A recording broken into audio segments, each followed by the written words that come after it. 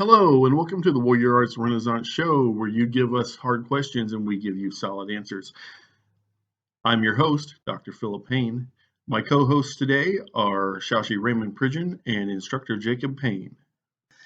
All right, so uh, I had thought about for a few episodes, just take some time and answer some questions that were sent in. In the intro, it does say if you send us hard questions, we'll send you solid answers. So figure I'd start us off with one and just see where that takes the discussion. And as usual, I'll edit it into episodic format so that it makes sense. And we'll go from there. Does that sound good? Okay, so the first question that I've got that was sent, I don't even know the guy's actual name. He just had a screen name, but he said that he wanted to know, in light of what is going on in our society today, I'm assuming he means with all the riots and what have you. What do we think is his best option for home defense? Apparently, it's not something he's ever thought a whole lot about, even though the way his message read, it sounds like he's done some martial arts training. Some martial arts training in the past. He wasn't real clear what he had done. Just martial arts in general of some sort. But as far as home defense, and I'm taking it he's probably worried about a family. He didn't say that specifically, but I mean, if it's just him, I would think home defense might amount to just getting out of there.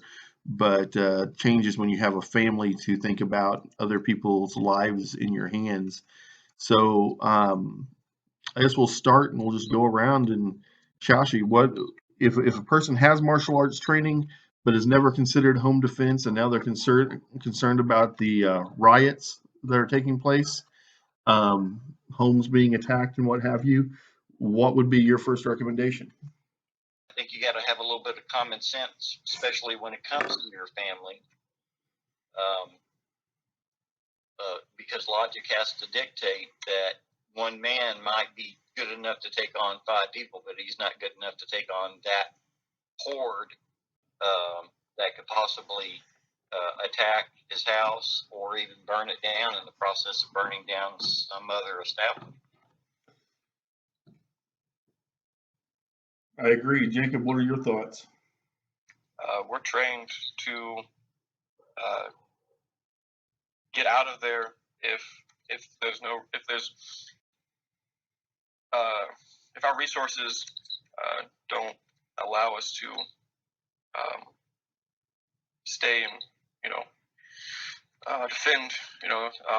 It's better to live to fight another day than to just stay put and get swarmed. I, as a young adult, because of my career choice, I don't have like my own home to defend.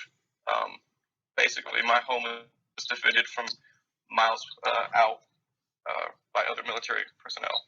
So I haven't done a lot of thinking about how to defend my actual barracks because the main threat for me is. I think that's fair. I mean, I think you haven't. You've never owned your own home. You left my home and you went to the military. Yeah. So it is a entirely different situation. I don't know, when I read that message, I think my first thought, if I remember correctly, went back to FBI statistics. And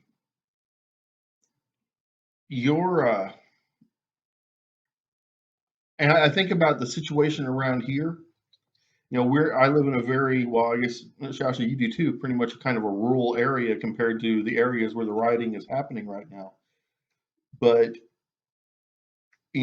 studies show that it only takes about 3 days to 4 days of having all of your resources cut off, the things you're used to, easy access to food, easy access to water, things like that.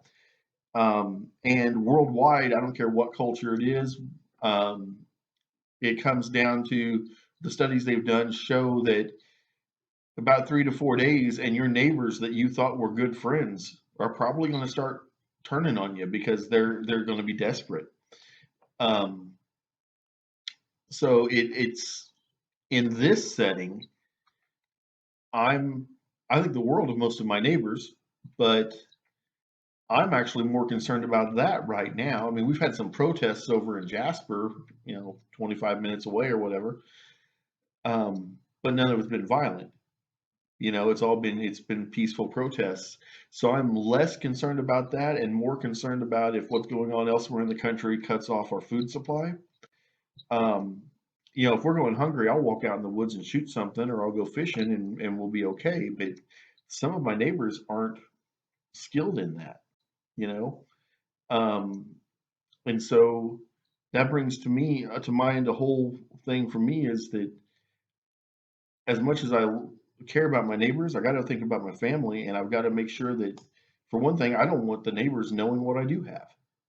And some people say, well, that's kind of antisocial. Shouldn't you want to share? And I'm like, well, in a perfect world, yeah, but if the statistics show that they're more than likely to turn on me and try to come and take it from me and possibly hurt my family in the process, then I need to think about that. I got to think about my family's safety first. Um, the like all my neighbors know that I have guns, but none of my neighbors know how many are in there.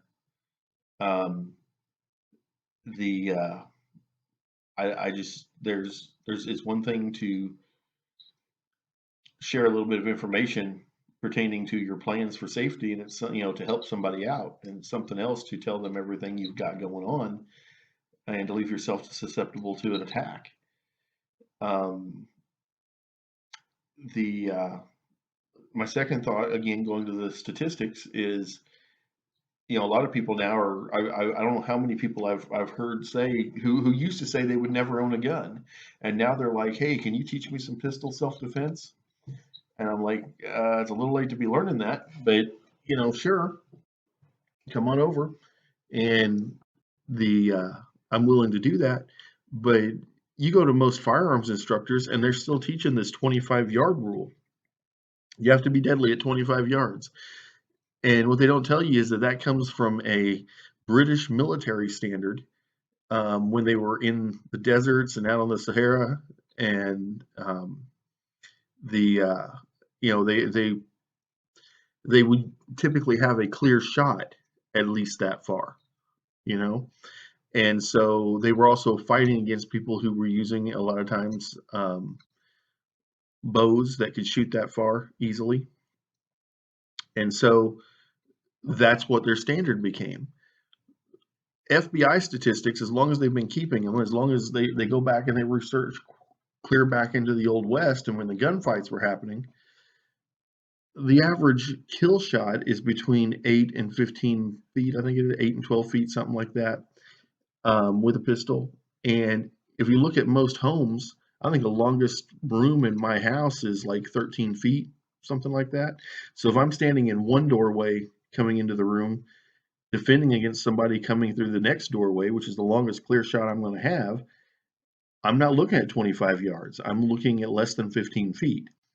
And since we want to always train practically, I mean, if somebody's 25 yards from me in this setting, they're probably running away.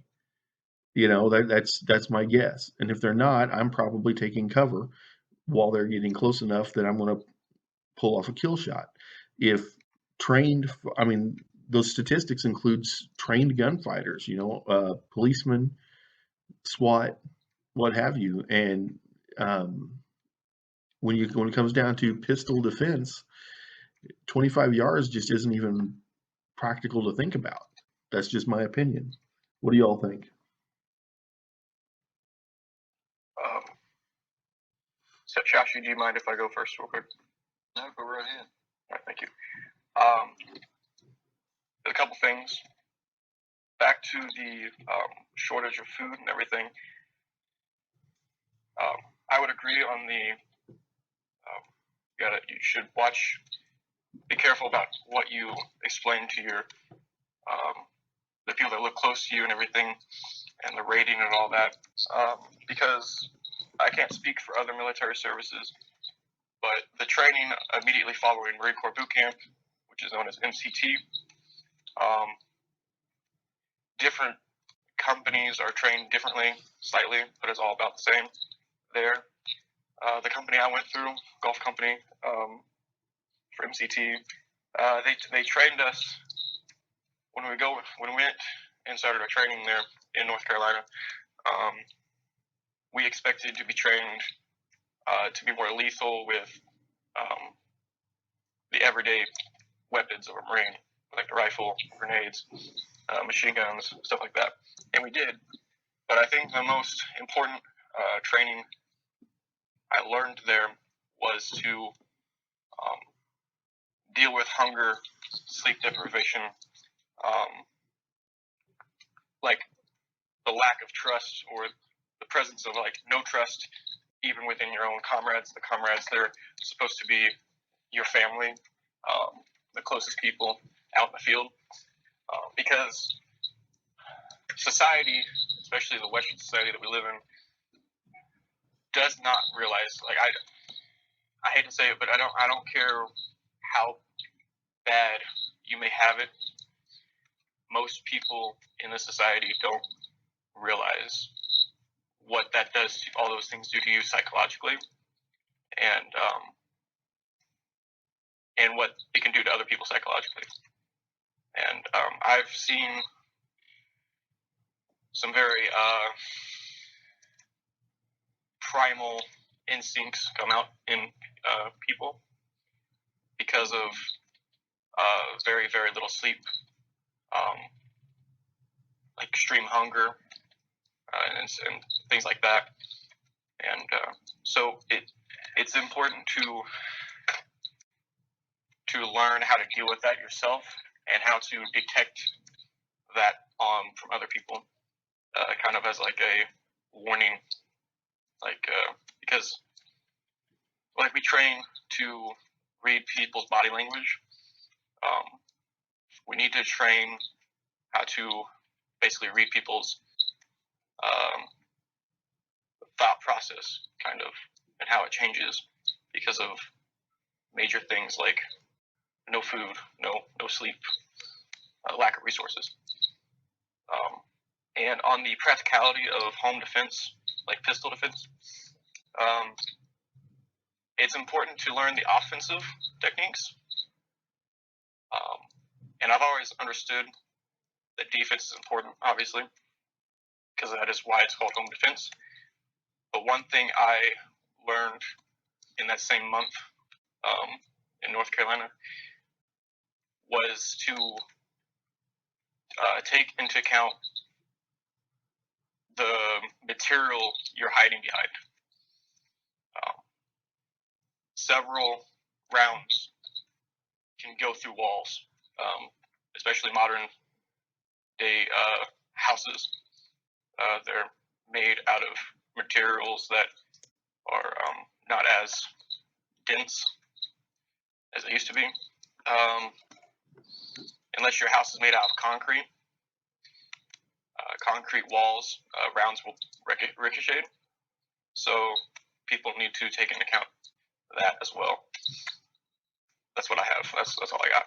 First, like I said, if it's a matter of a riot, and that riot is like what I had talked about before, where you have anywhere from 50 to 100 that are breaking into buildings and they're flooding into it, if there's a potential chance that that's going to happen to your house or your neighborhood, that they would start to do that, then you got to have an escape plan, and you got to have a strong, aggressive way of handling those individuals that would come into your house to do bodily harm to you. I have a blade at almost every entrance of my house. I also keep one in the bathroom. And the reason being is that you'll eventually run out of bullets, and then that gun will be worthless. But if that blade is in my hand, I can take on anybody within 13 feet. That's a very good point. That's a very good point. I'm completely with you, Shashi, on the bugging out part. Jacob can tell you how many hours over the years we've spent him learning how to make a good bug out plan.